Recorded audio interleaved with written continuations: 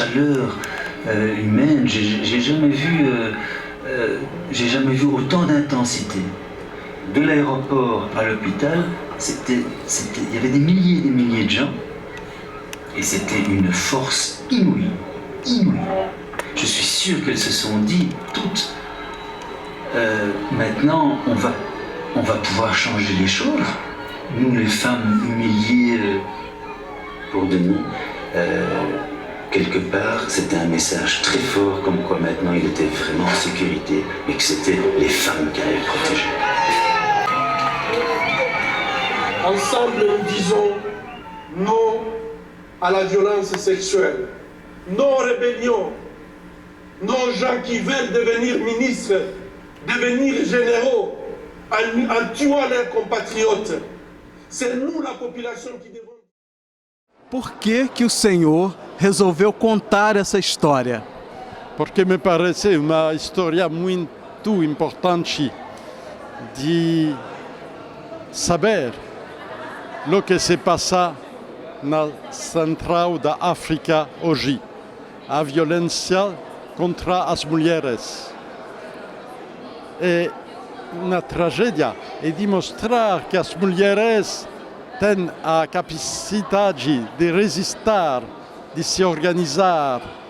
E quero também fazer uma homenagem a um doutor africano que faz a reparação das mulheres, a reparação física, porque elas são vítimas de violência sexual extremamente violenta, que faz a reparação mental, psicológica, e que faz a denúncia mundial dessa situação de guerra, onde a mulher, a violação da mulher é uma arma de guerra.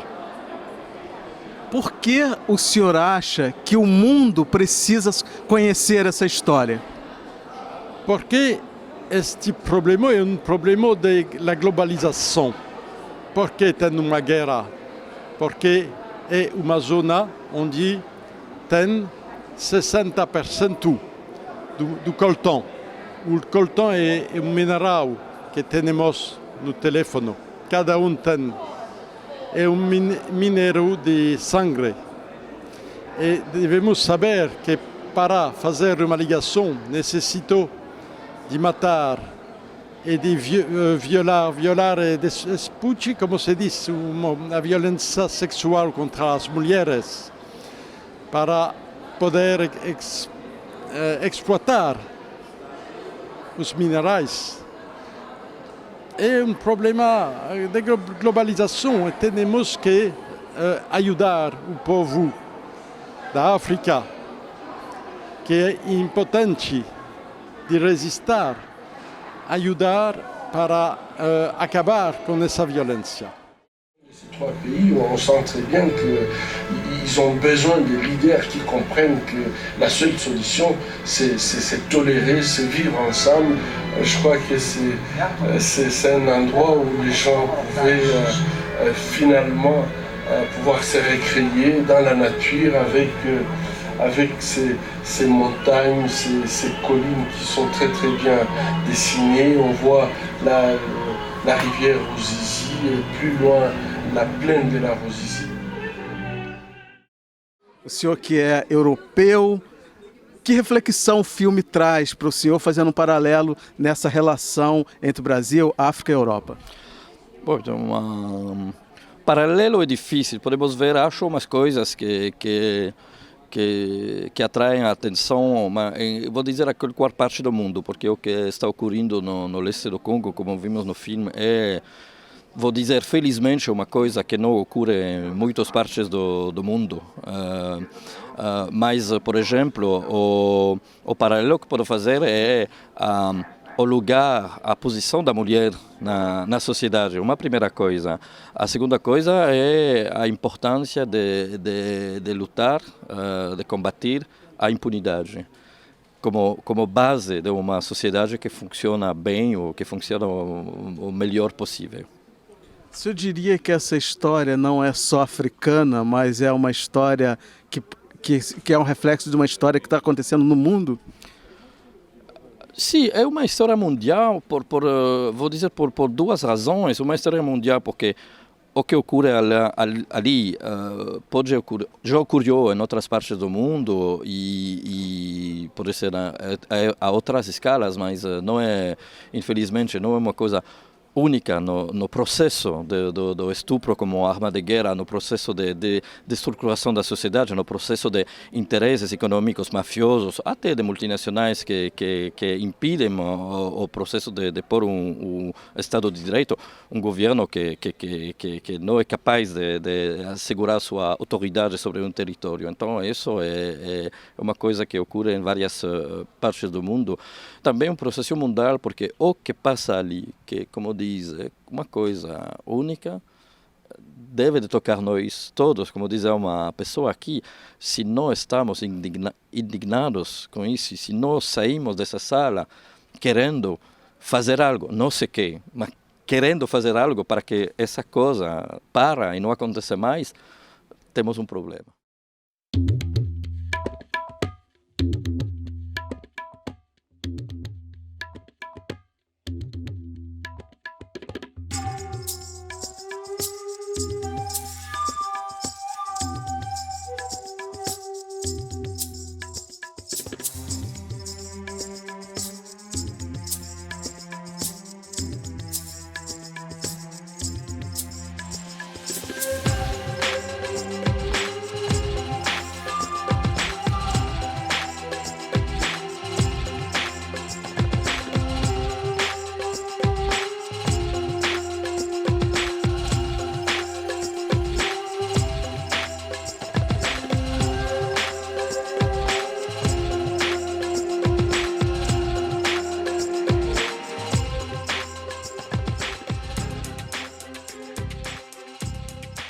O senhor disse que o filme não te emocionou, não te comoveu. Na verdade, o senhor quis dizer o que com essa fala? Eu fiz graduação, mestrado e doutorado. Sou menino de rua no Brasil. Sou presidente de uma ONG no Nordeste brasileiro, cuja sede fica em Salvador, que se chama Vida Brasil. Trabalhei 5 anos na Maré com Ivone Bezerra de Melo, na ONG dela, Projeto Uerê. Eu trabalhei na implementação do programa de proteção à testemunha no Brasil, representando a minha ONG na época. Então isso me levou a mergulhar num mundo de violência que eu nunca conheci. E então isso é a pergunta sempre que eu me faço, até onde a desumanização nos levou. Então isso é uma coisa que faz parte da vida cotidiana. Os meus alunos, eu costumo perguntar para os meus alunos, com quantos anos você viu? Porque os nossos alunos da Rural, quem é do Rio de Janeiro é da zona norte, Campo Grande, Nova Iguaçu, assim por diante. E você pergunta, com quantos anos você viu morte? É sempre 5, 6 anos. Então são essas sequelas que ficam. Então, no dia a dia, você olhando a violência e as suas diversas formas de violência, normal. Então, é nesse contexto que não me emocionou, entendeu? É como os processos coloniais desumanizaram o ser humano. Enquanto africano, né, o senhor acha que esse filme ele traz alguma contribuição dentro desse processo a nível mundial para dar essa história sendo contada para as pessoas? Traz alguma contribuição para a África? Eu não vou responder na condição de africano, na condição de senegalês, vou responder na condição de ser humano. Isso aconteceu no Congo, mas por trás disso tem as multinacionais. Então, eu não vou entender. E as multinacionais, se a gente pegar, por exemplo, Nokia, a maioria das multinacionais nasceram dentro, no século XIX, quer dizer, em plenos processos coloniais. Estão ligados com a colonização. Então não é só um processo africano, é um processo de diversas partes do mundo, onde a gente está vivenciando os efeitos negativos dos processos coloniais. Então, dizer que não, é uma coisa africana, não. É eu ter uma visão limitada do que está acontecendo no mundo. É muito maior que não é África. São os africanos. Tem um africano que é dono de uma multinacional? Acho que não. Vicky, por que o Brasil precisa conhecer essa história que foi contada aqui hoje? Olha, eu recentemente traduzi o documento sobre Valongo, que é a petição para que o Valongo seja considerado patrimônio histórico da humanidade, patrimônio cultural da humanidade. E aí, quando a gente pensa que aquelas pedras que descobriram, que certamente tem muitos empresários furiosos que não podem construir um prédio em cima daquelas pedras, aquelas pedras foram pisadas por mais que 1 milhão de africanos escravizados. E este pessoal foi trazido aqui para o Rio.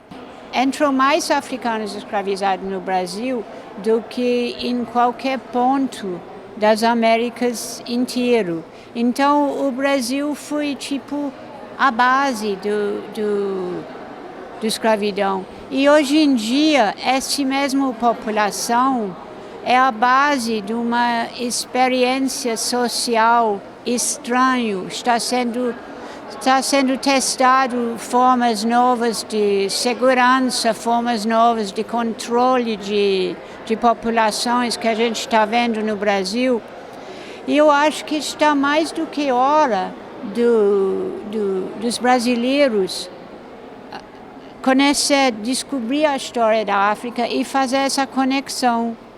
E eu estive recentemente em Burkina Faso, que foi muito interessante, que eu tenho um grupo em Burkina Faso que chama Le Balai Citoyen, que é um grupo, a Vassoura Cidadã, que é um movimento que foi fundado por Smokey, que é um músico de hip hop, e Sam Skeleja, que é um músico do reggae.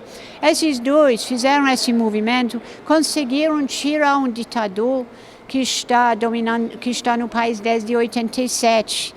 Fizeram um movimento em massa popular. E eu acho que no mundo todo agora é só esse movimento do povo. Eu acho que está na hora de todo mundo se levantar, se informar, saber o que está acontecendo, porque a gente está num momento muito crítico da humanidade toda, da humanidade, especialmente das mulheres que a gente vê no filme, que tem toda uma construção capitalista construída, sobretudo, em cima do corpo da mulher e do corpo do negro, do corpo do índio, do corpo dos povos não brancos. Então eu acho que está na hora da gente começar a detonar isso. E só com muito conhecimento, com muita história, com muito estudo, que a gente consegue fazer isso. A gente tem que saber.